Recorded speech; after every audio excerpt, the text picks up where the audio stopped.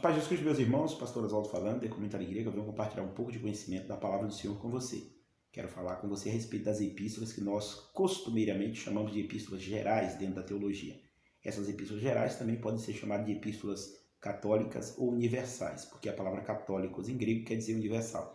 E quais são as epístolas gerais? As epístolas gerais são Tiago, 1ª e 2ª de Pedro, 1ª e 2ª e 3ª de João e Judas.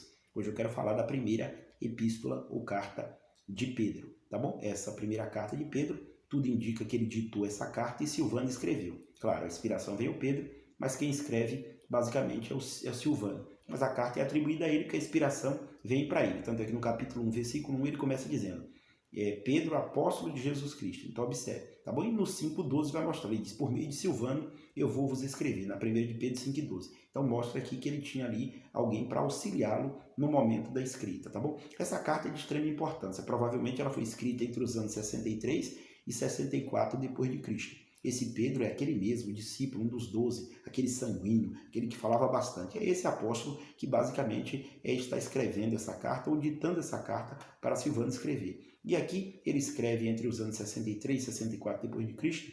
E o problema que esses irmãos estão enfrentando aqui é a perseguição, né? Os irmãos estavam dispersos, né, em 5 pontos por causa da perseguição, e esses irmãos estavam sofrendo grande perseguição. A luta era tão grande, tão grande, tão grande, tão grande, que o Pedro vai dizer que era como se fosse um fogo estranho que estivesse surgindo no meio deles. Tá bom? Observe como era estranha a situação que esses irmãos estavam vivendo e a perseguição por Pedro dizer isso em 1ª de Pedro 4,12. Observe, diz assim a palavra do Senhor em 1ª de Pedro 4,12. Diz assim: amados, não estranheis o fogo ardente que surge no meio de vós, destinado a provar-vos como se alguma coisa extraordinária vos estivesse acontecendo. Então observe, esse momento é um momento de grande perseguição. Então aqui a perseguição é onde? A perseguição é de fora para dentro. Então eles estão sofrendo grande perseguição, tá? E nesse momento Pedro escreve, para confortar, para exortar, orientar e firmar a fé desses irmãos. O público-alvo de Pedro, a princípio, provavelmente é o povo gentil, não é o povo judeu. Apesar de Pedro ser judeu, ele está escrevendo nesse momento para um público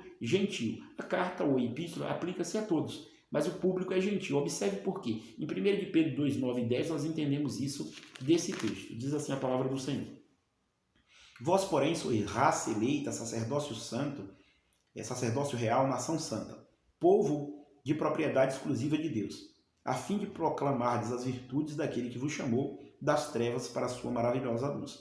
Vós sim, que antes não eres povo, mas agora sois povo de Deus, que não tinhas alcançado misericórdia, mas agora alcançaste misericórdia. Então observe, quando começa a leitura parece até que está falando de Israel, mas logo em seguida vai mostrar de fato que diz assim: vocês estavam em trevas, agora vocês estão na luz. Vocês não eram povo, e agora vocês são povo. Bom, e nós sabemos que quem não era povo era o gentil, tá bom? E agora passou a ser povo. Então, claro, o público-alvo de Pedro é, de fato, os gentios, e não os judeus, tá bom? Então isso é muito importante dessa carta também. Então, um momento de grande perseguição, escrita entre os anos 63 e 64, e o público-alvo aqui é o público de gentil e não judeu, tá bom? Deus abençoe a todos e fiquem todos na paz do Senhor Jesus.